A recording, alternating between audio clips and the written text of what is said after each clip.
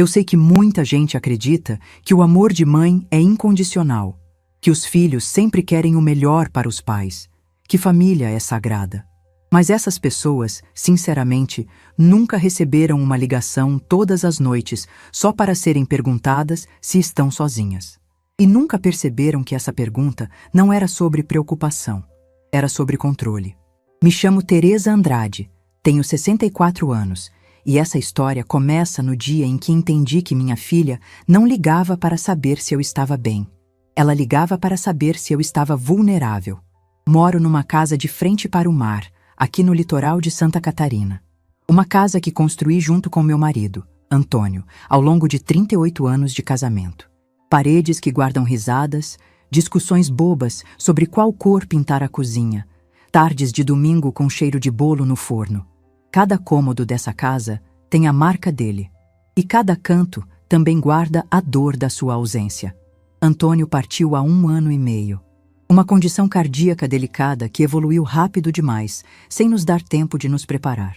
Num dia ele estava reclamando de um cansaço estranho, no outro estava internado, e 1 semana depois eu estava vestida de preto no velório, olhando para aquele caixão e me perguntando como ia conseguir viver sem ele. Os primeiros meses foram os piores. A casa parecia grande demais. O silêncio era ensurdecedor. Eu acordava de manhã e ainda esperava sentir o cheiro do café que ele sempre preparava. Virava para o lado na cama e levava alguns segundos para lembrar que ele não estava mais ali. A solidão não era apenas uma palavra. Era uma presença física, pesada, que ocupava todos os espaços. Minha filha, Camila, aparecia de vez em quando. Sempre apressada, sempre com aquele jeitinho de quem está fazendo um favor. Me trazia compras do supermercado. Verificava se eu estava tomando os remédios da pressão, perguntava se eu precisava de alguma coisa. Mas havia algo mecânico naquelas visitas, como se ela estivesse cumprindo uma obrigação, marcando um item numa lista de tarefas. Ainda assim, eu agradecia. Afinal, era minha única filha, e eu achava que aquele distanciamento era apenas o jeito dela lidar com a perda do pai. Algumas pessoas se afastam quando estão sofrendo. Eu entendia isso. Foi 3 meses após a partida do Antônio que as ligações começaram. A primeira vez que Camila ligou às 22h45, achei estranho o horário. Ela nunca foi de ligar tarde, mas atendi com aquela esperança boba de que talvez ela estivesse com saudades, querendo conversar, sentindo falta da mãe. Ela foi direta, sem "Oi, mãe" ou "Como você está?". Apenas "Você está sozinha?". Fiquei sem saber o que responder por alguns segundos. Que pergunta era aquela? Claro que eu estava sozinha. Morava sozinha desde que Antônio se foi.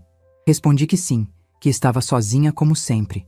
E ela simplesmente desligou, sem se despedir, sem explicar o motivo da ligação. Apenas o clique do telefone desligando. Fiquei olhando para o aparelho na minha mão, confusa. Pensei que talvez tivesse sido uma ligação engasgada, daquelas que caem sem querer. Ou que ela estivesse ocupada e ligou no automático. Dei de ombros e voltei a assistir a novela. Mas no dia seguinte, às 22h45 em ponto, o telefone tocou de novo. Era Camila. A mesma pergunta. "Você está sozinha?". Dessa vez respondi que não, que minha vizinha Dona Marta estava comigo tomando um chá. A reação dela foi completamente diferente. Ela ficou nervosa. A voz ficou mais aguda. Perguntou quem era, por que estava na minha casa àquela hora, quanto tempo ia ficar, o que estávamos fazendo. Expliquei que Dona Marta era apenas uma vizinha querida, que vinha me fazer companhia de vez em quando. Camila ficou em silêncio por alguns segundos. Aquele silêncio pesado que você sente que tem algo não dito por trás. Depois murmurou, "Tá bom, mãe", e desligou. A partir daquele dia, a rotina se estabeleceu. Todas as noites, pontualmente às 22h45, meu telefone tocava. Eu já sabia quem era antes mesmo de olhar o visor. E já sabia qual seria a pergunta. "Você está sozinha?". Quando eu respondia que sim, o telefone desligava em menos de 3 segundos. Sem conversa, sem interesse em saber como tinha sido meu dia, se eu estava com saudades do pai, se estava me alimentando direito. Nada. Apenas aquela pergunta fria e o clique de desligamento. Quando eu respondia que não, que tinha alguém comigo, ela queria saber tudo.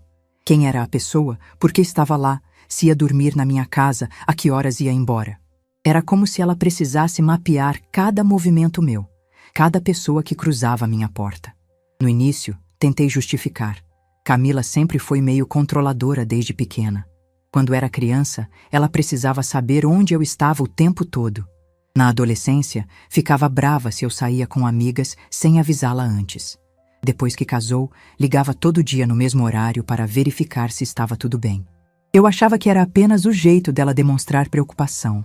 Mas aquelas ligações noturnas tinham algo diferente. Algo que me deixava inquieta. Comecei a reparar em outras coisas estranhas. A chave reserva que eu sempre guardava dentro de um vasinho decorativo na varanda. Aquelas coisinhas de cerâmica com formato de cogumelo que a gente compra em loja de decoração, sumiu. Revirei a casa inteira procurando. Olhei em todos os lugares possíveis. Nada. A chave tinha simplesmente desaparecido. Fiquei preocupada. Se alguém tinha achado aquela chave, poderia entrar na minha casa quando quisesse. Pensei em trocar a fechadura, mas antes disso, resolvi dar uma última procurada. Uma semana depois, a chave estava lá, no mesmo vasinho, no mesmo lugar onde eu tinha certeza absoluta de que ela não estava. Peguei aquele metal dourado com as mãos tremendo. Ainda estava quente, como se alguém tivesse acabado de colocar ali. Meu estômago se revirou. Senti a boca secar. O coração disparar. Não era possível. Eu tinha procurado ali.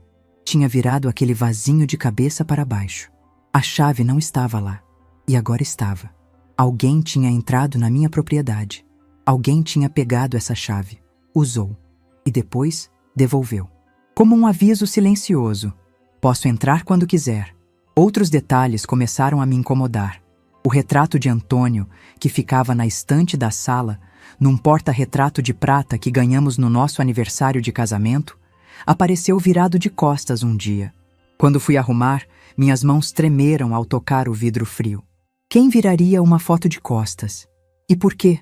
A porta da despensa, que eu sempre trancava a chave porque guardava alguns objetos de valor do Antônio lá dentro, estava aberta quando voltei de uma caminhada na praia. Tenho certeza de que tranquei antes de sair. Sempre tranquei. Mas lá estava ela, escancarada.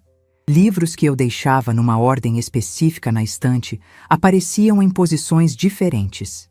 A cadeira da varanda, que ficava virada para o mar, estava virada para dentro da casa, como se alguém tivesse sentado ali, observando através da porta de vidro. Comecei a dormir mal.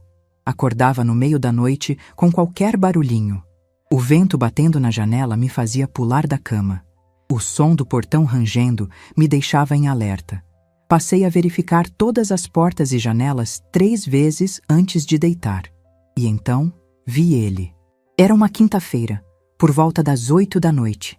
Eu estava na cozinha preparando um chá de camomila, tentando me acalmar depois de mais um dia me sentindo vigiada dentro da própria casa. Olhei pela janela que dá para a rua e meu sangue gelou. André, meu genro, estava parado na calçada em frente à minha casa, imóvel, só olhando. A luz do poste iluminava metade do rosto dele, deixando a outra metade em sombras. Ele não estava mexendo no celular, não estava esperando ninguém. Apenas observando as janelas iluminadas da minha casa com uma intensidade que me fez recuar instintivamente. Tinha as mãos nos bolsos e aquela postura relaxada demais para alguém que estava em frente à casa da sogra sem ter avisado que viria. Era a postura de quem estava fazendo algo que não deveria, mas não se importava em ser visto.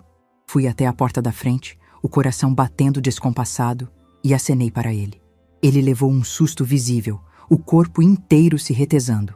Olhou rapidamente para o celular, como se tivesse recebido uma mensagem urgente. Virou as costas e saiu andando rápido em direção ao carro que estava estacionado mais à frente. Não disse uma palavra. Não acenou de volta. Apenas fugiu. Aquilo foi estranho. Muito estranho. Nos dias seguintes, comecei a reparar que André aparecia com frequência. Sempre em horários diferentes. Sempre sozinho. Sempre com aquele comportamento de quem está observando. Às vezes estava do outro lado da rua. Outras vezes passava de carro devagar, olhando para dentro do meu jardim. Uma noite, acordei assustada com um barulho na varanda dos fundos. Eram quase 3 da manhã. O relógio digital na mesinha de cabeceira piscava aqueles números vermelhos no escuro. Meu coração disparou tão forte que senti dor no peito. Fiquei paralisada debaixo do cobertor, todos os músculos tensos, a respiração presa. Ouvi de novo, um som metálico, raspando, forçando. Alguém estava tentando abrir a janela da varanda. Peguei o telefone com as mãos suadas, pronta para ligar para a polícia, e me arrastei até a janela do quarto. Cada passo parecia ecoar na casa silenciosa. Espiei pela fresta da cortina, meu corpo tremendo tanto que mal conseguia focar a visão. Era ele, André, meu genro, agachado em frente à janela da varanda, iluminado pela lua cheia, com alguma ferramenta na mão, tentando arrombar minha casa, como um ladrão comum, como um invasor. Fiquei paralisada. Não conseguia processar o que estava vendo. O que meu genro estava fazendo tentando entrar na minha casa de madrugada? Por que ele não tocou a campainha? Por que estava agindo como um criminoso? Ele não conseguiu abrir a janela. Graças a Deus eu sempre a trancava. E depois de alguns minutos tentando, desistiu e foi embora pulando o muro dos fundos. Ouvi o baque surdo do corpo dele caindo do outro lado, o som de passos apressados se afastando.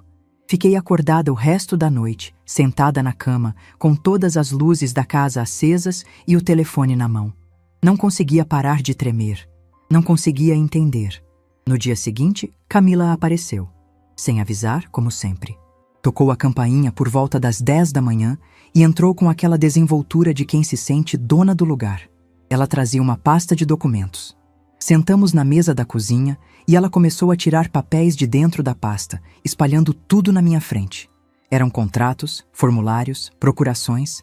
Ela falou rápido, naquele tom de quem já decorou um discurso.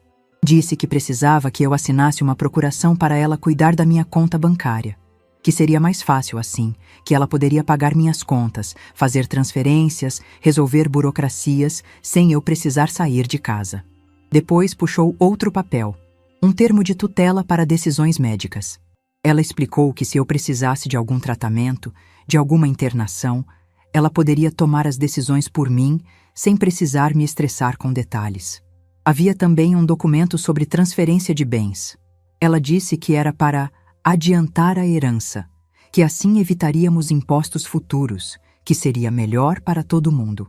Cada vez que eu hesitava, que pegava um papel para ler com mais atenção, ela ficava impaciente. Dizia que era só assinar, que não precisava complicar, que era tudo simples e ela estava só tentando me ajudar. Mas algo dentro de mim gritava que aquilo não estava certo. Disse que precisava pensar, que queria mostrar para um advogado antes de assinar. Ela ficou visivelmente irritada. Me olhou com aquele olhar de decepção que filhos usam quando acham que os pais estão sendo difíceis. Ela murmurou algo sobre eu estar ficando teimosa, sobre ser coisa de gente mais velha não aceitar ajuda. Guardou os papéis de volta na pasta com movimentos bruscos e saiu sem se despedir direito. Naquela noite, às 22h45, o telefone tocou. Já era automático. Minha mão pegava o aparelho antes mesmo de eu processar o que estava fazendo. Você está sozinha? Dessa vez, respondi que sim, mas minha voz saiu diferente. Tinha um peso que não estava lá antes. Ela desligou. Fiquei sentada no sofá, olhando para o telefone na minha mão. A casa estava em silêncio, só o barulho das ondas do mar lá fora. Mas dentro de mim, algo estava gritando. As ligações. A chave que sumia e voltava. Os objetos mudados de lugar. André rondando minha casa. A tentativa de invasão de madrugada. Camila com documentos para eu assinar. Será que eu estava ficando paranoica?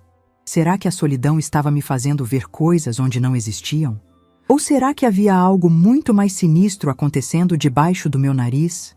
Levantei e fui até a janela. A rua estava vazia, iluminada apenas pelos postes. O mar estava escuro, calmo, indiferente aos meus medos. E então, a pergunta que mudaria tudo veio à minha mente, clara como água. Não era mais, será que estou ficando louca? Era. O que eles estão planejando? E quanto tempo eu tenho antes que seja tarde demais? Passei a noite em claro depois daquela pergunta. Será que eu estava enlouquecendo ou será que alguém queria que eu pensasse isso? A dúvida é uma das piores sensações que existem. É pior que a certeza da dor. Porque na dúvida você fica suspenso, sem chão, sem saber se confia nos próprios sentidos. Levantei quando o sol começou a clarear o horizonte. Fiz café, mas nem consegui tomar. O estômago estava fechado, embrulhado de ansiedade. Sentei na varanda de frente para o mar e tentei organizar meus pensamentos. Precisava entender o que estava acontecendo e, para isso, precisava voltar no tempo, revisar a história toda, procurar os sinais que talvez tivesse ignorado. Camila sempre foi uma criança complicada. Não no sentido de ser mal educada ou rebelde, mas no sentido de precisar controlar tudo ao redor dela. Quando tinha uns 5 anos, organizava os brinquedos por cor e tamanho, e tinha ataques de choro se alguém mexia. Na escola, era a que ditava as regras das brincadeiras. Se as outras crianças não seguissem exatamente o que ela mandava, ela simplesmente ia embora. Eu e Antônio achávamos que era apenas uma fase, que ela era uma criança organizada, determinada, com personalidade forte. Conversamos com a psicóloga da escola, que nos tranquilizou dizendo que algumas crianças tinham esse perfil e que com o tempo ela aprenderia a ser mais flexível. Mas o tempo passou e Camila continuou sendo Camila. Na adolescência, ela tinha ciúmes doentio de mim. Se eu saía com minhas amigas para tomar café, ela fazia cara feia e ficava emburrada por dias. Dizia que eu estava abandonando ela, que não me importava com a família, que só pensava em mim. Antônio tentava conversar com ela, explicar que eu tinha direito de ter minha vida social, mas ela retrucava dizendo que mãe de verdade priorizava os filhos. Acabei desistindo de muitas saídas só para não ter que lidar com o drama depois. Quantas vezes deixei de ir ao cinema, de encontrar amigas, de ter um momento meu só para não ver aquele olhar de reprovação dela. Quando ela fez 18 anos e foi para a faculdade em Florianópolis, pensei que finalmente teríamos um pouco de liberdade. Mas ela ligava todos os dias, às vezes mais de uma vez, querendo saber o que estávamos fazendo, se tínhamos saído, com quem tínhamos conversado. Era exaustivo. Antônio dizia que eu dava muita corda para ela, que precisava estabelecer limites. Mas eu tinha medo de perdê-la, medo de que ela se afastasse de mim se eu fosse muito dura. Então, continuei cedendo, continuei aceitando aquele controle disfarçado de preocupação. Continuei me diminuindo para caber no espaço que ela permitia que eu ocupasse. Foi na faculdade que ela conheceu André. Ele era do curso de engenharia, 2 anos mais velho que ela. Quando Camila trouxe ele para conhecer a gente, fiquei com uma impressão estranha. André era extremamente educado, quase formal demais. Respondia minhas perguntas com frases curtas, sorria na hora certa, mas havia algo vazio naquele sorriso, como se fosse uma máscara bem ensaiada. Antônio também percebeu. Numa noite, depois que eles foram embora, ele segurou minha mão na cozinha e disse com aquela voz baixa dele, séria: "Teresa, aquele rapaz tem olhos de quem está calculando alguma coisa o tempo todo." Não gostei. Eu ri na hora, disse que ele estava sendo exagerado, que era só o jeito tímido do André. Mas no fundo mesmo, eu concordava. Tinha algo nos olhos dele que me gelava. O namoro foi rápido. 6 meses depois, já estavam noivos. Camila disse que tinham certeza um do outro, que não fazia sentido esperar. Quando perguntei se não estavam com pressa demais, ela ficou ofendida. Disse que eu não apoiava a felicidade dela, que devia estar com ciúmes por ela ter encontrado alguém e eu não querer ficar sozinha. A frase me machucou. Como ela podia achar que eu tinha ciúmes? Eu só queria que ela tivesse certeza, que não tomasse decisões precipitadas. Mas calei minha boca e ajudei a organizar o casamento. Como sempre fiz. Engoli minhas dúvidas para não criar conflito. O casamento foi bonito. Pequeno, só família próxima e alguns amigos, aqui mesmo na nossa casa de frente para o mar. Camila estava linda de vestido branco. E André estava impecável de terno. Mas durante a festa, reparei em algo que me incomodou profundamente. André olhava muito para a casa. Não era aquele olhar de quem está admirando a decoração ou a vista. Era um olhar de quem está avaliando, calculando, medindo. Ele andou por todos os cômodos, perguntou sobre o tamanho do terreno, sobre quando tínhamos comprado, quanto valia no mercado atual. Antônio ficou visivelmente incomodado.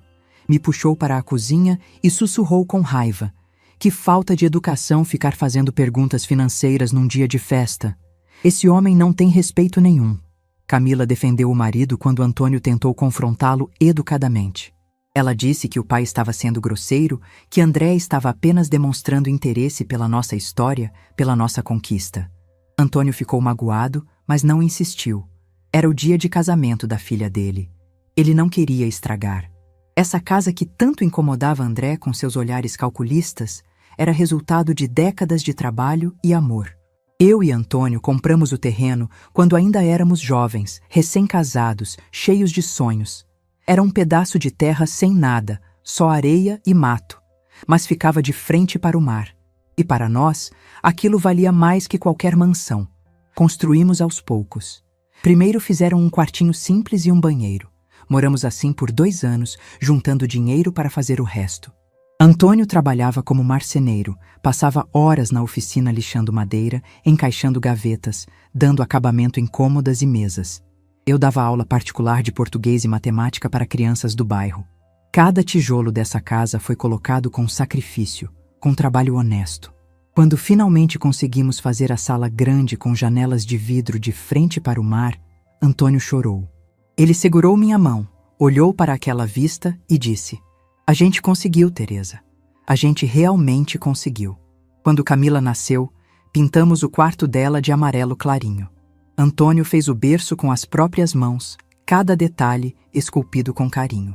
Fizemos prateleiras para os livros, um baú para os brinquedos, cortinas com estampa de estrelinhas. Essa casa guardava mais de 3 décadas de memórias. E agora, André andava por ela como se já fosse o dono. Como se todo aquele amor, todo aquele trabalho, toda aquela história não significassem nada. As coisas pioraram depois que Antônio partiu. Ele tinha 63 anos quando a condição cardíaca dele se agravou. Foi tudo muito rápido. Uma semana antes, ele estava reclamando de cansaço. Na seguinte estava internado, e 7 dias depois, eu estava vestida de preto, olhando para aquele caixão. Nas primeiras semanas após a despedida, Camila veio ficar comigo. Ela dormiu no quarto dela de infância, me fez companhia, cozinhou algumas refeições. Achei que estávamos nos aproximando, que a perda do pai ia nos unir. Achei que finalmente ela ia me ver como pessoa, não como alguém que existia só para servi-la. Mas depois que voltou para Florianópolis, o comportamento dela mudou. As visitas ficaram mais espaçadas. Quando vinha, estava sempre apressada, sempre checando o celular, sempre com aquela expressão de quem tinha coisas mais importantes para fazer. E André? André começou a aparecer sozinho. Da primeira vez, ele disse que estava passando por aqui a trabalho e resolveu dar uma parada para ver como eu estava. Aceitei a explicação, ofereci café, conversamos sobre amenidades, mas ele ficou andando pela casa, abrindo armários, olhando dentro de gavetas. Suas mãos tocavam as coisas como se estivesse avaliando o peso, o valor, a utilidade. Quando perguntei o que estava procurando, ele disse que estava vendo se eu precisava de algum conserto, que podia chamar um amigo dele que era eletricista, outro que era encanador, que eu não devia ficar sozinha cuidando de tudo. Parecia gentileza. Mas o jeito como ele mexia nas coisas, como abria portas sem pedir permissão, me deixava com a pele arrepiada. Ele começou a aparecer com mais frequência. Sempre sozinho, sempre com alguma desculpa. E eu via ele do canto da janela, parado na rua antes de tocar a campainha, olhando para a casa como quem está estudando alguma coisa, como quem está fazendo um inventário mental de tudo que há lá dentro. A pior noite foi aquela em que acordei com o barulho na varanda dos fundos. Eram 3 da manhã. Meu corpo inteiro gelou. Fiquei deitada, o coração batendo tão forte que parecia que ia sair pela boca, as mãos suando frio, tentando entender de onde vinha o som. Era um arranhar metálico, como se alguém estivesse tentando forçar uma fechadura. Me arrastei até a janela do quarto, me escondi atrás da cortina. Minhas pernas tremiam tanto que mal conseguia ficar em pé. Espiei. A lua estava cheia e iluminava bem o quintal dos fundos. E lá estava ele, André, agachado em frente à janela da varanda, com alguma ferramenta na mão, tentando abrir a janela. Dava para ver o reflexo do metal na luz da lua. Dava para ver a concentração no rosto dele. Meu corpo inteiro congelou. Não era medo, era terror puro. Por que meu genro estava tentando invadir minha casa de madrugada? Se ele precisava de alguma coisa, por que não tocou a campainha? Por que não me ligou? Fiquei ali, paralisada, sem saber o que fazer. Minha mente corria em círculos. Se eu acendesse a luz, ele ia me ver. Se eu gritasse, o que aconteceria? Ele ia inventar alguma desculpa? Ia fugir? Ou ia fazer algo pior? Ele tentou forçar a janela por uns 5 minutos, que pareceram 5 horas. Quando percebeu que não ia conseguir, graças a Deus eu tinha trancado bem, graças a Deus. Ele guardou a ferramenta no bolso, olhou ao redor para ter certeza de que ninguém estava vendo e pulou o muro dos fundos. Ouvi o som do corpo dele caindo do outro lado. Ouvi passos se afastando. Fiquei sentada no chão do quarto até o sol nascer. Todas as luzes da casa acesas.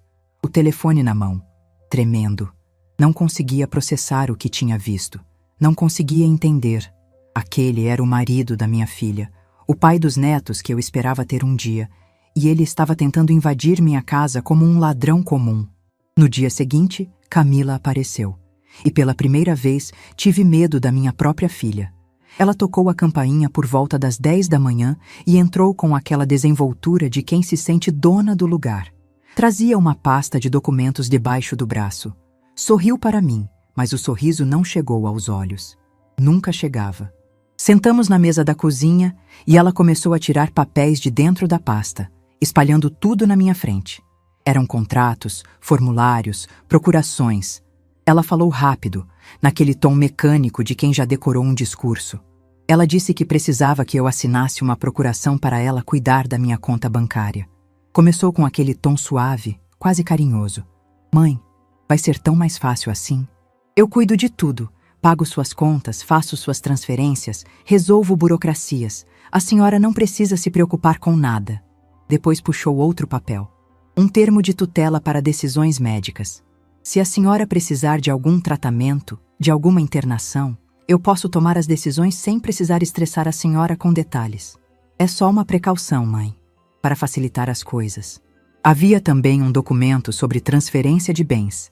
Ela disse que era para adiantar a herança, que assim evitaríamos impostos futuros, que seria melhor para todo mundo. É tudo legal, mãe. Conversei com um advogado amigo do André. Ele disse que é a melhor opção. Eu peguei o papel da procuração e comecei a ler. Meus olhos passavam pelas palavras, mas minha cabeça estava em outro lugar. Estava vendo André tentando invadir minha casa de madrugada. Estava ouvindo o som metálico da ferramenta na janela. Estava sentindo o terror de perceber que não estava segura na própria casa. Disse que precisava pensar, que queria mostrar para um advogado antes de assinar. A mudança no rosto dela foi instantânea. A máscara de filha preocupada caiu e o que vi por baixo me assustou. Ela fechou a cara, seus olhos ficaram duros, sua voz perdeu toda a doçura falsa. Mãe, a senhora está complicando uma coisa simples. É só assinar. Eu estou tentando ajudar e a senhora fica com essa teimosia. Insisti que queria ler com calma, que era meu direito entender o que estava assinando. Ela bateu a mão na mesa. O som ecoou pela cozinha. Isso é coisa de gente velha, essa desconfiança toda. Eu sou sua filha, mãe. Quem mais vai cuidar da senhora? Aquela palavra, velha, pronunciada com tanto desprezo, me cortou. Velha.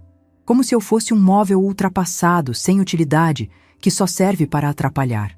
Ela guardou os papéis de volta na pasta com movimentos bruscos e se levantou da cadeira. A senhora vai se arrepender dessa teimosia. Quando precisar de ajuda, vai ver como é difícil fazer tudo sozinha. Saiu sem se despedir. Bateu a porta com força.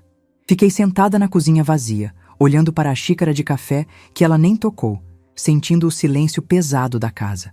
Aquela tarde, decidi que precisava de ajuda. Precisava conversar com alguém. Precisava ter certeza de que não estava enlouquecendo, que aquilo tudo não era coisa da minha cabeça. Fui até a casa de Dona Marta, minha vizinha. Ela mora 3 casas adiante. É viúva também. Tem 71 anos e é uma das pessoas mais sensatas que conheço. Levei um bolo de fubá que tinha feito na véspera e pedi para conversarmos. Sentamos na cozinha dela e eu contei tudo. As ligações estranhas da Camila todas as noites. Os objetos que mudavam de lugar na minha casa. A chave que sumia e voltava. André rondando minha casa em horários estranhos. A tentativa de invasão de madrugada. Os documentos que Camila queria que eu assinasse. A pressão, o desprezo, o medo. Dona Marta me ouviu em silêncio. Ela segurou minha mão com força. E quando terminei de falar, ela me olhou nos olhos e disse com aquela voz firme dela: Teresa, escuta bem o que vou te dizer. Você não está louca. Eu vi sim o André rondando sua casa. Várias vezes. De dia, de noite. Sempre olhando pelas janelas. Sempre com aquele jeito de quem não quer ser visto. Achei estranho, mas pensei que você tivesse pedido para ele verificar alguma coisa, sabe? Agora que você me contou isso tudo, fico ainda mais preocupada. Minhas mãos começaram a tremer. Ela viu. André estava realmente rondando minha casa. Não era coisa da minha cabeça. Não era paranoia de mulher velha e sozinha. Era real. Dona Marta apertou minha mão com mais força. Teresa, família nem sempre é o que a gente imagina. Às vezes, as pessoas que deveriam nos proteger são as que mais nos machucam. Você precisa se cuidar. Procura um advogado, verifica seus documentos, toma providências. E não assina nada, ouviu? Nada. Nem que ela chore, nem que ela grite. Não assina. Voltei para casa com as palavras dela ecoando na minha cabeça. O sol estava se pondo, pintando o céu de laranja e rosa, aquelas cores lindas que o litoral tem no fim da tarde. Mas eu não conseguia apreciar a beleza. Só conseguia sentir medo. Entrei em casa, tranquei a porta, encostei as costas nela e fechei os olhos. Precisava descobrir o que estava acontecendo. Precisava entender o plano por trás de tudo aquilo, porque agora eu tinha certeza absoluta de que havia um plano. Naquela noite, às 22h45, o telefone tocou como sempre. Olhei para o visor, vi o nome da Camila piscando na tela. Respirei fundo. Atendi. Antes mesmo dela perguntar, eu disse com a voz mais firme que consegui: Estou sozinha, como sempre. Ela desligou. Fiquei olhando para aquele telefone mudo na minha mão. E naquele momento, senti algo mudar dentro de mim. Não era mais medo. Era determinação. Não ia mais esperar para entender o que estava acontecendo. Não ia mais aceitar passivamente aquela situação. Não ia mais duvidar da minha própria sanidade só porque minha filha queria que eu duvidasse. Ia investigar. Ia descobrir a verdade. Ia me proteger. E se descobrisse que minha própria filha estava tramando algo contra mim, ia fazer o que fosse necessário para me defender. Porque naquela noite eu entendi uma coisa. Eles queriam que eu fosse fraca. Queriam que eu fosse uma velha confusa, fácil de manipular, fácil de controlar. Mas eu não era fraca. E eles iam descobrir isso da pior maneira possível. Os dias seguintes foram os mais difíceis da minha vida. Pior até que os primeiros meses após a partida do Antônio. Porque quando ele se foi, eu sabia contra o que estava lutando. Era a saudade, a solidão, o vazio. Mas agora eu estava lutando contra fantasmas, contra suspeitas, contra a minha própria filha. Acordava de madrugada com o coração disparado, achando que ouvia barulhos na casa. Verificava todas as portas e janelas 3, 4 vezes antes de conseguir me deitar. Comia pouco. Emagreci 5 quilos em 2 semanas. Dona Marta me olhava com preocupação quando nos encontrávamos na padaria. Mas eu não podia parar. Não podia desistir. Precisava descobrir a verdade. Foi numa manhã de terça-feira que tudo mudou. Eu estava na cozinha tomando café, olhando para o mar pela janela, quando meu olhar caiu sobre a porta do escritório do Antônio. Aquele cômodo pequeno nos fundos da casa, onde ele guardava seus documentos, suas ferramentas antigas, suas recordações. Eu não entrava lá desde que ele partiu. Não tinha coragem. Era como se aquele espaço ainda fosse dele, como se eu estivesse invadindo um território sagrado. Mas naquela manhã, algo me puxou naquela direção. Abri a porta devagar. O cheiro de madeira e papel velho me atingiu como um soco. Tudo estava exatamente como ele deixou. A mesa cheia de papéis, a cadeira virada para o lado, como se ele tivesse acabado de levantar. As ferramentas de marcenaria penduradas na parede. A foto nossa no dia do casamento emoldurada em cima da estante. Sentei na cadeira dele. Senti o couro gasto embaixo das minhas mãos, nos mesmos lugares onde as mãos dele se apoiavam todos os dias. Fechei os olhos, e por um momento foi como se ele estivesse ali comigo. Comecei a abrir as gavetas. A primeira tinha apenas contas antigas, recibos, garantias de eletrodomésticos. A segunda tinha projetos de móveis que ele nunca chegou a fazer, esboços desenhados à mão com aquela letra firme dele. A terceira estava trancada. Procurei a chave no porta-canetas, no lugar onde ele sempre guardava. Lá estava ela, pequena e dourada. Destranquei a gaveta e meu coração começou a bater mais rápido. Lá dentro estava uma pasta de couro marrom, daquelas antigas, com o fecho de metal enferrujado. Abri com cuidado. Dentro havia documentos importantes: certidões de nascimento, certidão de casamento, escritura da casa. Peguei a escritura. Meus olhos percorreram o papel, lendo as cláusulas, reconhecendo a linguagem jurídica. Era a prova de que esta casa era nossa, minha e do Antônio. E agora, só minha. Mas então vi algo que me fez gelar. Grampeado atrás da escritura havia outro documento, um anexo. Um papel com timbres oficiais, carimbos, assinaturas. Comecei a ler e cada palavra era como uma facada. Anexo de transferência condicionada. Estava escrito em letras grandes no topo. Continuei lendo, minhas mãos começando a tremer. Em caso de o titular ser declarado incapaz mental ou fisicamente de administrar o imóvel, seja por condição de saúde delicada, seja por fragilidade cognitiva comprovada por laudo médico, a propriedade será automaticamente transferida para Camila Andrade Silva, filha única, sem necessidade de processo judicial adicional. Li aquilo 3 vezes, 4, 5, tentando entender, tentando processar o que aquelas palavras significavam. Minha própria filha havia colocado uma cláusula na escritura da minha casa que permitia que ela tomasse tudo se eu fosse declarada incapaz. Virei as páginas, procurando por mais informações. Lá estava a data, 4 anos atrás. E lá estavam as assinaturas. A minha, a do Antônio, a da Camila e o carimbo de um tabelião. Tentei me lembrar daquele dia. Fechei os olhos. Forcei minha memória. E então veio. Como um filme nublado, embaçado, mas veio. Era um sábado de manhã. Camila havia aparecido aqui em casa com André, dizendo que tinham uma surpresa para a gente.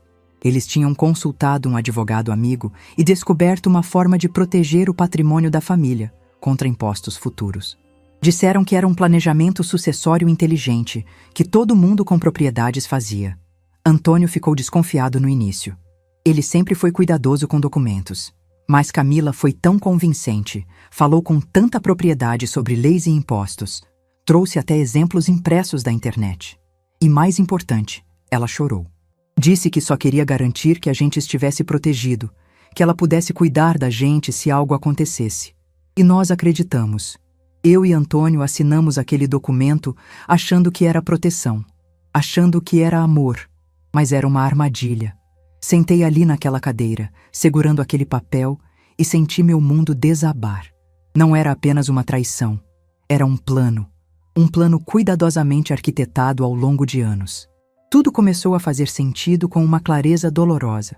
As ligações todas as noites não eram para saber se eu estava bem, eram para mapear minha rotina, para saber quando eu estava mais vulnerável, mais sozinha.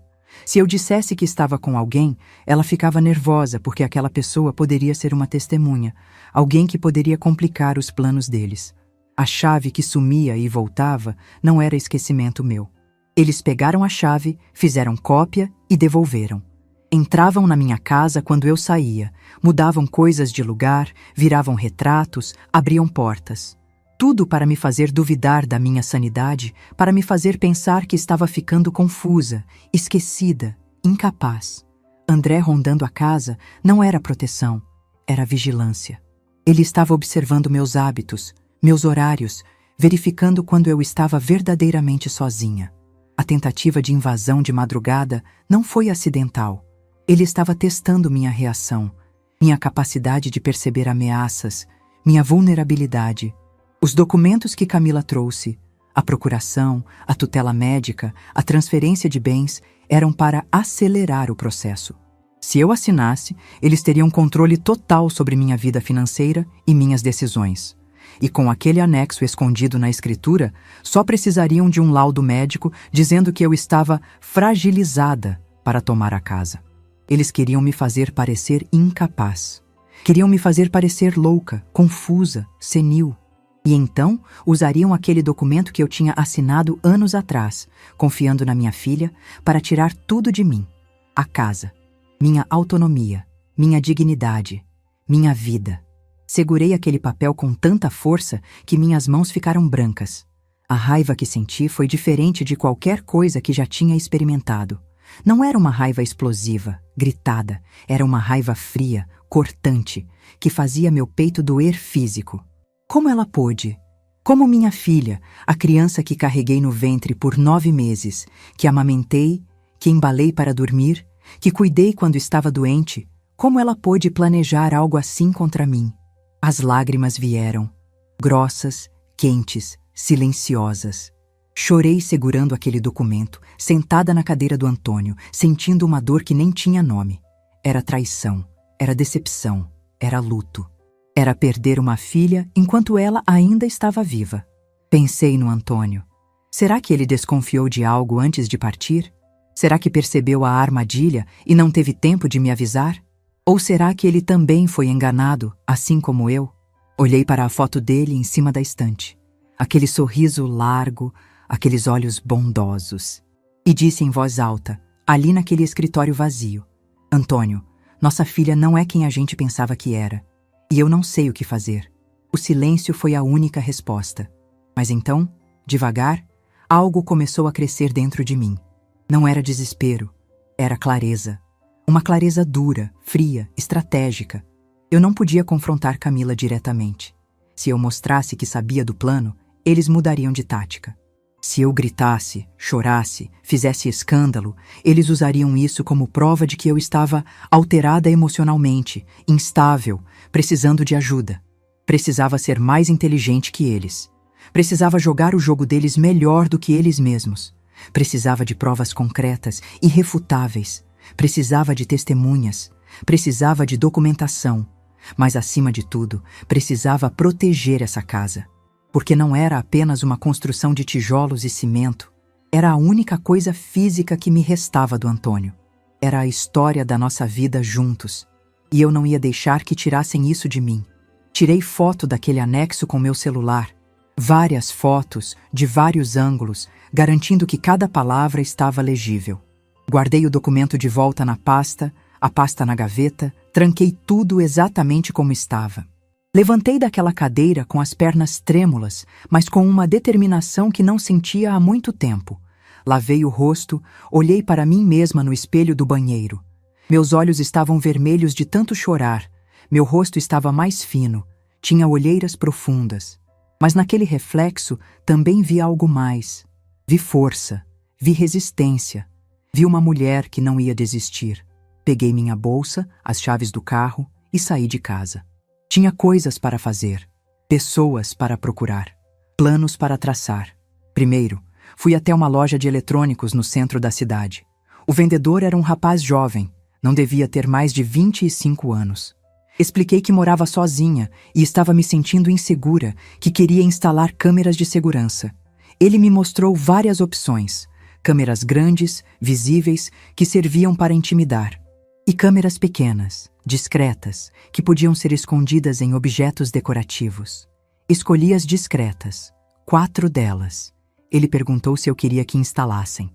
Disse que não, que eu mesma ia instalar. Ele ficou surpreso. Não esperava que uma senhora de 64 anos soubesse fazer isso. Mas eu tinha sido professora de matemática. Entendia de tecnologia mais do que ele imaginava. Depois, procurei o endereço que Dona Marta tinha me dado. Dr. Fernando Carvalho, advogado especializado em direito de família e proteção de idosos. O escritório ficava numa sala comercial simples, mas organizada. Ele me recebeu pessoalmente. Dr. Fernando tinha uns 50 anos, cabelos grisalhos, óculos de aro fino e uma expressão séria, mas gentil. Sentei na frente dele e contei tudo. Mostrei as fotos do documento. Expliquei as ligações, os objetos mudados, André tentando invadir minha casa, a pressão para assinar papéis. Ele me ouviu sem interromper.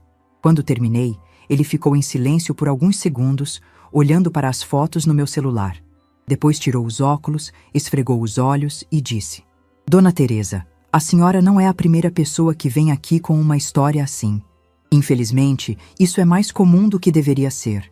Filhos que se aproveitam de pais idosos, que tentam antecipar heranças, que usam manipulação psicológica para fazer as vítimas parecerem incapazes. Ouvir aquilo dito em voz alta por um profissional validou tudo que eu estava sentindo.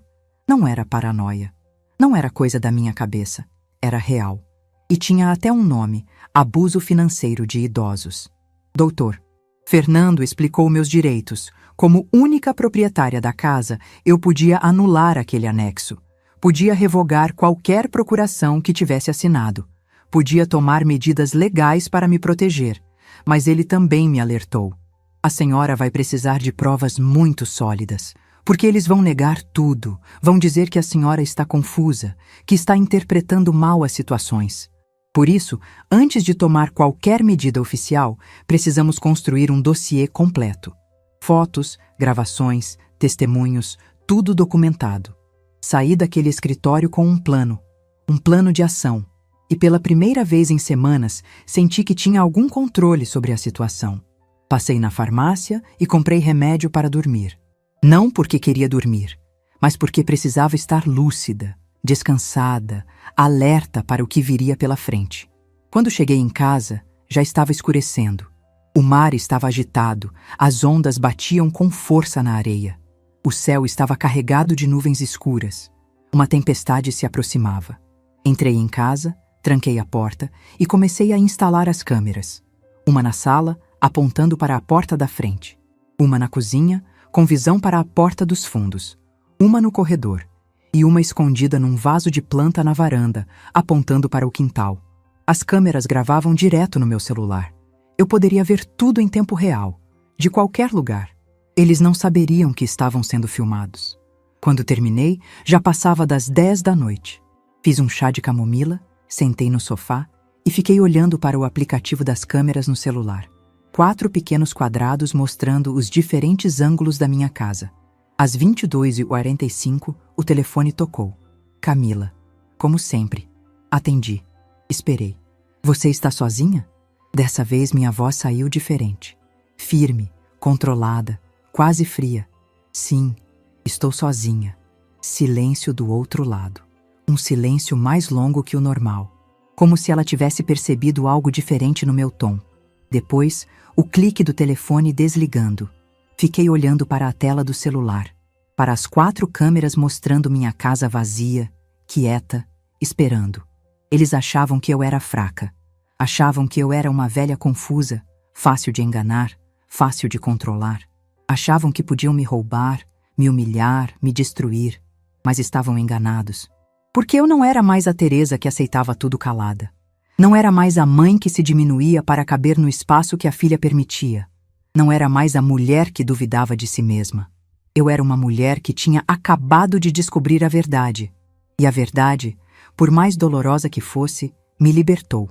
Agora era só questão de tempo, de paciência, de estratégia. Eles tinham feito um plano contra mim. Agora eu ia fazer o meu.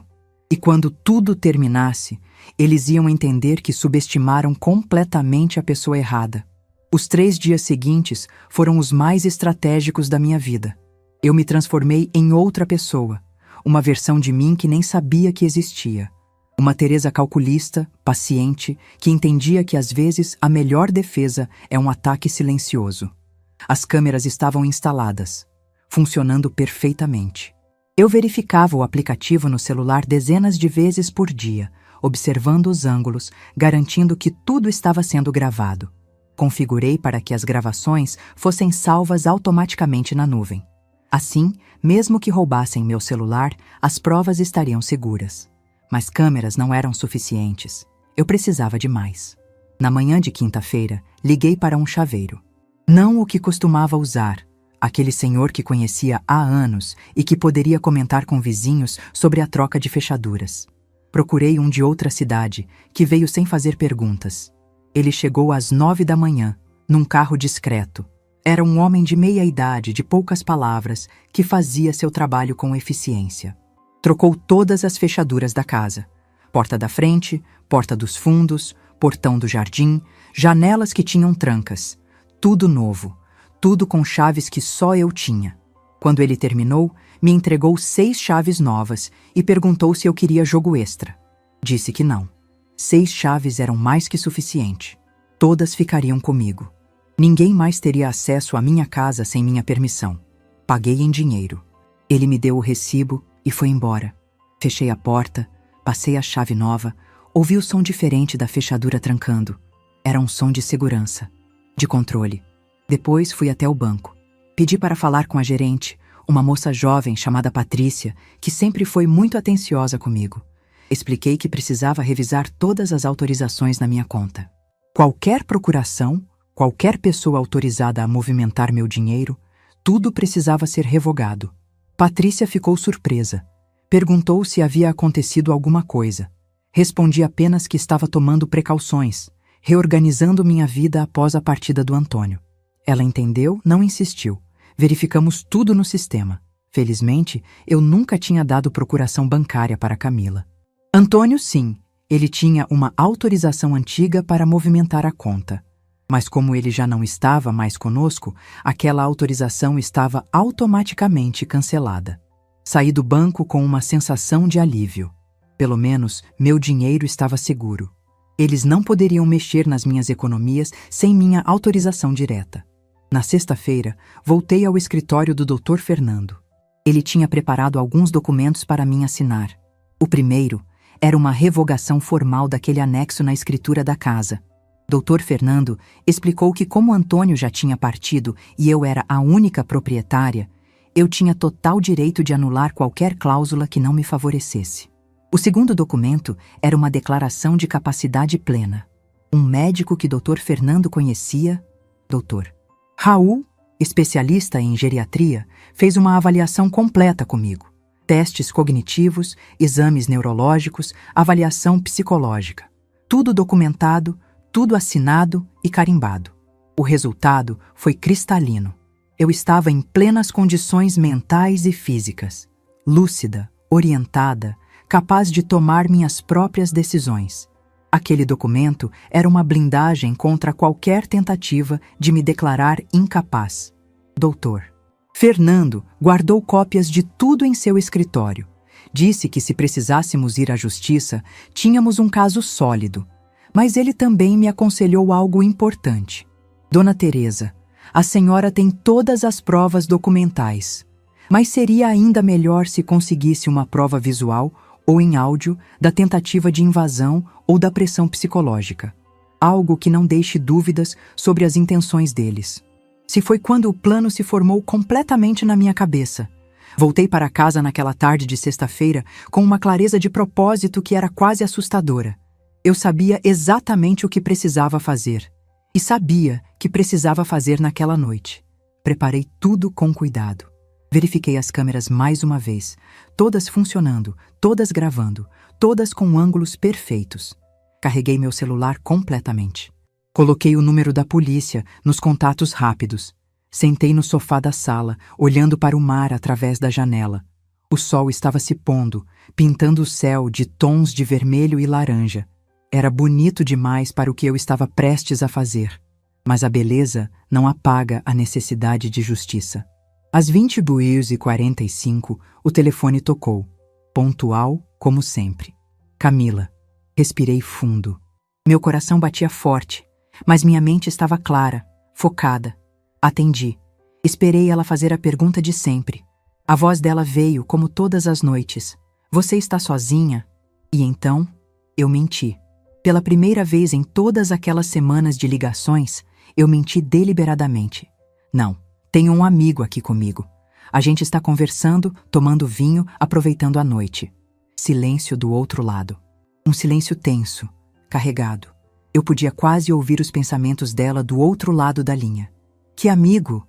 A voz dela ficou mais aguda, mais tensa. Um amigo do seu pai. Seu Maurício, lembra dele? Ele veio me fazer uma visita. Trouxe uns documentos antigos que eram do Antônio. Mais silêncio.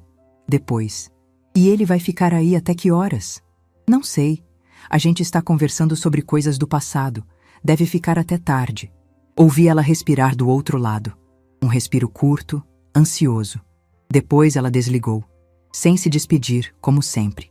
Mas dessa vez o desligamento foi mais abrupto, mais nervoso. Fiquei sentada no sofá, sozinha na sala vazia. Não havia nenhum seu Maurício. Não havia nenhum amigo. Não havia nenhuma visita. Havia apenas eu, as câmeras escondidas e a armadilha montada. Apaguei todas as luzes da casa. Deixei apenas a luz do quarto acesa, projetando um clarão amarelado pela fresta da porta. De longe, pareceria que eu estava no quarto, ocupada, distraída. Sentei no sofá da sala, no escuro, com o celular na mão mostrando as 4 telas das câmeras. E esperei. 20 minutos se passaram. Minha respiração estava controlada, mas meu coração batia como um tambor. 30 minutos. 40. E então vi. Na câmera que mostrava o quintal dos fundos, uma sombra se moveu. Alguém estava pulando o muro. Ampliei a imagem no celular. Era ele, André, vestido de escuro, com uma mochila nas costas. Ele olhou ao redor, verificando se alguém estava vendo. Depois caminhou em direção à janela da varanda dos fundos, a mesma que tinha tentado arrombar semanas atrás. Minha respiração ficou presa na garganta. As câmeras estavam gravando tudo. Cada movimento, cada segundo. André tirou algo da mochila. Uma ferramenta. Começou a tentar forçar a janela. Eu tinha trancado tudo, tinha trocado as fechaduras, mas ele não sabia disso. Ele ainda achava que conseguiria entrar como tinha planejado. Tentou por 5 minutos, 6, 7. A frustração dele era visível até pela câmera. Ele puxava, empurrava, forçava. Nada funcionava. Então ele foi até a porta dos fundos, tentou a maçaneta, trancada. Tirou algo do bolso, provavelmente a cópia da chave antiga, aquela que ele tinha feito quando roubou minha chave reserva. Tentou colocar na fechadura. Não entrou. Claro que não. A fechadura era outra agora. Vi a confusão no rosto dele através da câmera. Ele tentou de novo. E de novo. Começou a ficar visivelmente nervoso, olhando ao redor, suando. Foi quando peguei o telefone e disquei 190. Polícia, qual a emergência? Minha voz saiu calma, clara, surpreendentemente firme. Tem um homem tentando invadir minha casa. Ele está nos fundos, tentando arrombar a porta. Eu moro sozinha, sou idosa, estou com muito medo. A atendente pediu meu endereço. Passei todos os detalhes. Ela disse que a viatura estava a caminho, que eu ficasse em local seguro, que não confrontasse o invasor. Fiquei observando pelas câmeras. André ainda estava lá, agora tentando forçar uma das janelas laterais. Ele estava tão concentrado, tão focado em entrar, que nem percebeu quando a viatura da polícia parou na frente da casa. 2 policiais desceram. Eu abri a porta da frente para eles. Uma policial mulher, Tenente Rodrigues, e um policial homem, Sargento Costa. Expliquei rapidamente que o invasor estava nos fundos. Eles foram até lá, com as lanternas acesas. Eu os acompanhei, ficando na porta de vidro da sala, observando. Quando a luz das lanternas iluminou André, ele congelou. Literalmente congelou, com a ferramenta ainda na mão, o olhar de total pânico no rosto. Polícia! Mãos para cima! André levantou as mãos devagar. Começou a gaguejar, a tentar explicar. Eu sou o genro dela. Eu só estava verificando. Minha sogra ligou dizendo que tinha um barulho. Eu saí pela porta da sala. Minha voz saiu mais firme do que eu mesma esperava. Eu não liguei para ele. Eu não pedi para ele vir aqui. Ele está tentando invadir minha casa sem minha permissão. Os policiais pediram documentos. André mostrou a identidade dele, tentou explicar a situação familiar, mas estava visivelmente nervoso, suando, tropeçando nas palavras. Tenente Rodrigues se virou para mim. A senhora conhece este homem? Conheço. É o marido da minha filha. Mas eu não autorizei ele a estar aqui, muito menos tentando arrombar minhas portas e janelas no meio da noite. Ele tem chave da casa? Não. Ninguém tem chave além de mim. E eu troquei todas as fechaduras recentemente, exatamente porque ele tem tentado entrar sem autorização. André ficou vermelho. Isso não é verdade. Dona Teresa está confusa. Ela é idosa. Ela não entende. Eu entendo perfeitamente. Minha voz saiu cortante. E tenho provas de tudo. Mostrei para os policiais as gravações das câmeras no meu celular. As imagens eram claras. André pulando o muro. André tentando forçar a janela. André tentando usar uma chave na fechadura. Tudo time estampado. Tudo gravado em alta definição. Tenente Rodrigues olhou para André com uma expressão dura. O senhor vai ter que nos acompanhar para prestar esclarecimentos. André começou a protestar, dizendo que era um mal-entendido, que ele só estava preocupado com a sogra. Mas os policiais foram firmes. Pediram que ele entregasse a ferramenta, revistaram a mochila dele, tinha mais ferramentas lá dentro e uma lanterna potente. Levaram ele para a viatura. Antes de entrar no carro, ele me olhou. E naquele olhar vi algo que me arrepiou. Não era arrependimento, era raiva. Raiva pura de ter sido pego. Tenente Rodrigues ficou comigo por mais alguns minutos. Perguntou se eu queria fazer um boletim de ocorrência formal. Disse que sim. Ela anotou tudo, pediu cópias das gravações das câmeras, orientou sobre medidas protetivas. A senhora tem família por perto? Alguém que possa ficar com a senhora esta noite? Pensei em Dona Marta, mas já passava da meia-noite. Não queria assustá-la. Vou ficar bem. A casa está trancada, tenho as câmeras, tenho o telefone de vocês. Ela hesitou, mas depois assentiu. Qualquer coisa, qualquer barulho estranho, liga imediatamente. E amanhã procure a delegacia para formalizar uma medida protetiva contra ele. Depois que eles foram embora, tranquei a porta e me encostei nela. Minhas pernas estavam tremendo. Só agora, com tudo terminado, meu corpo relaxava e mostrava o quanto eu estava tensa. Fui até a cozinha, bebi um copo de água. Minhas mãos tremiam tanto que quase deixei o copo cair. Sentei na mesa, coloquei a cabeça entre as mãos e deixei as lágrimas virem. Mas não eram lágrimas de medo, eram lágrimas de alívio, de libertação, de vitória. Eu tinha conseguido, tinha as provas que precisava, tinha a polícia como testemunha, tinha André em flagrante tentando invadir minha casa. O telefone tocou. Era Camila. Quase 00:30. Atendi. Ela estava histérica. Mãe! Mãe! O que aconteceu? A polícia ligou dizendo que prenderam o André. O que a senhora fez? Minha voz saiu calma, assustadoramente calma. Eu protegi minha casa, Camila. Ele estava tentando invadir. Eu chamei a polícia, como qualquer pessoa faria. Mas ele é meu marido? Ele é da família? Ele é um invasor. E você... Respirei fundo, sentindo o peso das próximas palavras. Você é uma filha que conspirou contra a própria mãe. Silêncio do outro lado. Um silêncio pesado, confessional. Eu sei de tudo, Camila. Do documento com a cláusula de incapacidade. Das ligações para mapear minha rotina. Dos objetos mudados de lugar para me fazer pensar que estava louca. Do André rondando minha casa. De tudo. Ela começou a chorar do outro lado da linha. Um choro desesperado, agudo. Mãe, eu posso explicar. A gente estava com problemas financeiros. A gente só queria... Queria o quê? Me roubar? Me declarar incapaz? Me internar? O que exatamente vocês queriam, Camila? Ela não respondeu. Apenas chorava.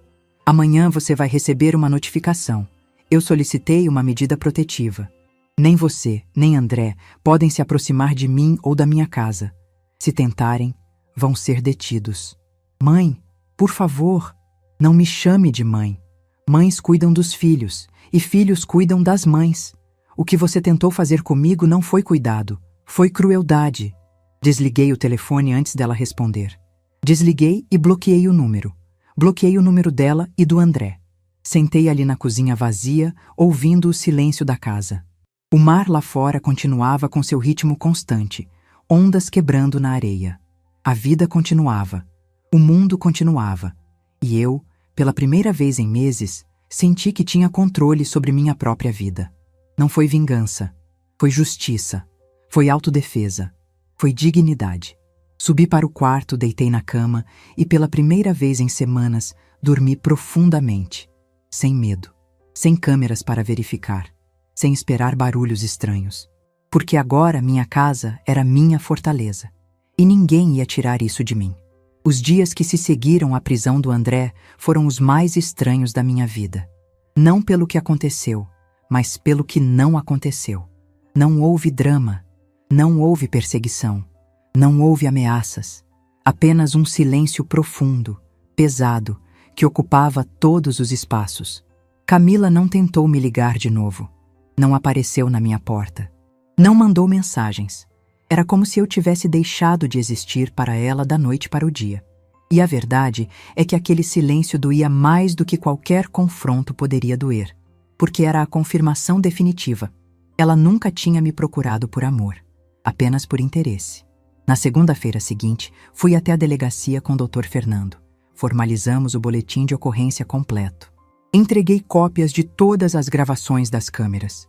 Mostrei as fotos do documento com a cláusula de incapacidade. Relatei todo o histórico de comportamento suspeito.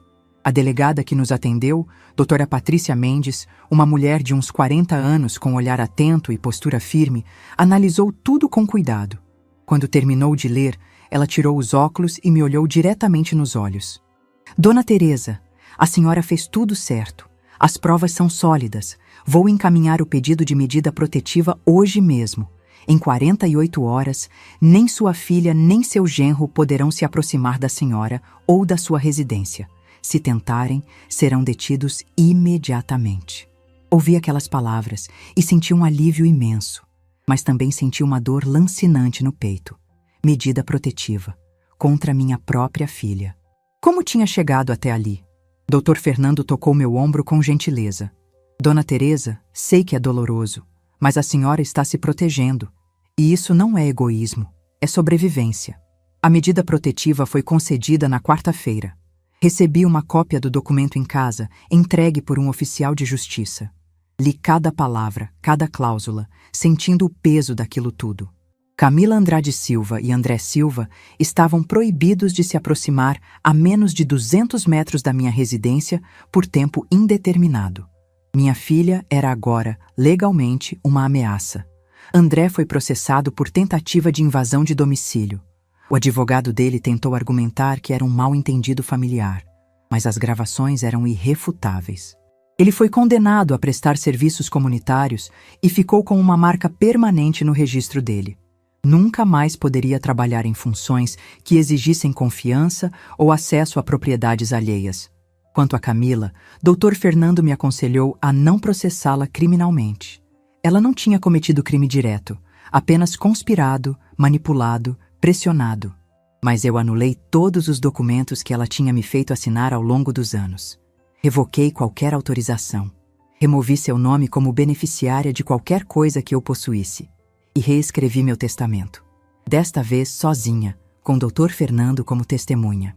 Deixei a casa para uma instituição que cuida de idosos em situação de vulnerabilidade. Deixei minhas economias para um fundo que ajuda mulheres vítimas de abuso familiar. Se Camila queria tanto aquela casa, ia descobrir que nunca a teria. Não porque eu quisesse puni-la, mas porque não ia permitir que meu legado fosse manchado pela ganância. As semanas se transformaram em meses. E devagar, muito devagar, comecei a reconstruir minha vida. Dona Marta foi minha rocha durante esse período. Ela aparecia todo dia, trazia almoço, sentava comigo na varanda, me deixava chorar quando precisava chorar e me fazia rir quando eu esquecia que ainda podia rir. Numa tarde de domingo, enquanto tomávamos café e olhávamos o mar, ela me disse algo que nunca esqueci. Teresa, você perdeu uma filha, mas não perdeu a si mesma, e isso é o que importa. Comecei a fazer terapia. Sim, aos 64 anos, sentei pela primeira vez na vida numa cadeira de psicóloga. Doutora Márcia, uma profissional especializada em traumas familiares, me ajudou a processar tudo o que tinha acontecido. Me ajudou a entender que eu não tinha falhado como mãe, que algumas pessoas simplesmente fazem escolhas ruins, independente de como foram criadas. Me ajudou a perdoar a mim mesma. Voltei a dar aulas particulares. Não porque precisasse do dinheiro, mas porque precisava me sentir útil. Ensinava matemática e português para crianças do bairro. Via os olhinhos delas brilhando quando finalmente entendiam um conceito difícil. Aquilo me lembrava de quando Camila era pequena e eu a ajudava com o dever de casa. Antes que a lembrança se transformasse em dor, eu respirava fundo e continuava. Porque viver não era esquecer. Era aprender a carregar as lembranças sem deixar que elas me esmagassem. Fiz reformas na casa. Pintei as paredes de cores mais claras, comprei plantas novas para o jardim, troquei as cortinas. Cada mudança era uma forma de dizer: esta casa é minha, este espaço é meu, esta vida é minha. Entrei num grupo de terceira idade na igreja do bairro. Conheci outras mulheres com histórias parecidas. Dona Vera, cujos filhos tentaram interná-la num asilo para ficar com o apartamento dela. Seu João, cujo único filho sumiu por 10 anos e reapareceu quando soube que o pai tinha vendido a empresa e tinha dinheiro no banco. Descobri que eu não estava sozinha nessa dor. E descobri também que dor compartilhada é dor diminuída. Viajei pela primeira vez em décadas. Peguei um ônibus e fui até Florianópolis passar um fim de semana. Caminhei pelo centro histórico, comi numa lanchonete de frente para o mar, comprei uma blusa colorida que nunca teria coragem de usar antes. Me senti livre de um jeito que não me sentia desde antes de casar. E então, um ano depois daquela noite em que André foi preso, Camila reapareceu. Era uma tarde de sábado. Eu estava no jardim regando as plantas quando ouvi a campainha tocar. Fui até a porta, olhei pelo visor e senti meu estômago se revirar. Era ela, mais magra, com olheiras profundas, o cabelo preso num rabo de cavalo desarrumado. Parecia 10 anos mais velha. Não abri a porta imediatamente. Fiquei ali parada, olhando para ela através daquele pedacinho de vidro, sentindo um turbilhão de emoções. Raiva, dor, saudade, medo, tudo ao mesmo tempo. Ela tocou a campainha de novo. E então falou, a voz abafada pela porta. Mãe, eu sei que a senhora está aí. Por favor, só quero conversar. 5 minutos. É tudo que peço. Respirei fundo. Olhei para o celular no meu bolso, pronta para ligar para a polícia se precisasse. Olhei para as câmeras que ainda estavam instaladas, ainda gravando tudo. Olhei para mim mesma no espelho do corredor. E abri a porta. Mas não a deixei entrar.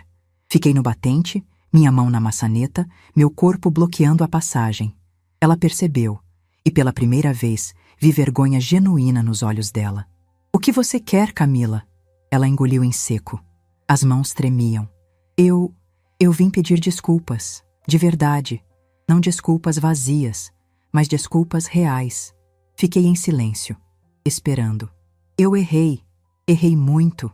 Não tenho como justificar o que fiz, o que planejei. Foi ganância, foi maldade, foi tudo de pior que uma filha pode fazer com a mãe.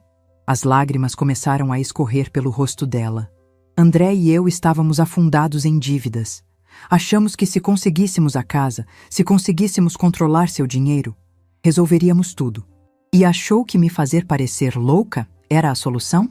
Ela fechou os olhos, as lágrimas caindo mais rápido. Eu achei que seria fácil, que a senhora não perceberia, que eu conseguiria fazer parecer natural, gradual. Mas quanto mais eu tentava, mais eu me afundava. E quando percebi o que estava fazendo, já era tarde demais. Tarde demais para quê? Para voltar atrás?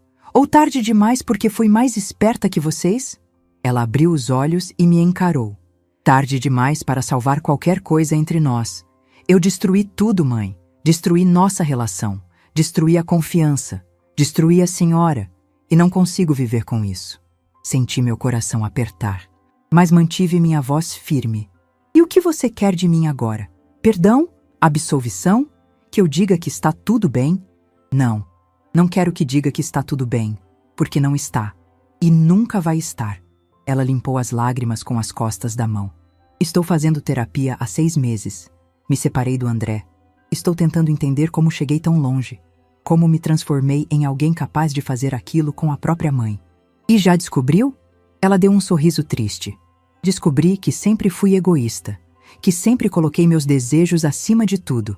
E que aprendi isso sozinha. A senhora nunca me ensinou isso. Sempre me ensinou generosidade, bondade. Mas eu escolhi ignorar. Ficamos em silêncio por um momento. O vento do mar soprava entre nós, trazendo o cheiro de sal e liberdade. Não estou pedindo que me perdoe, mãe. Não estou pedindo para voltar a ser sua filha.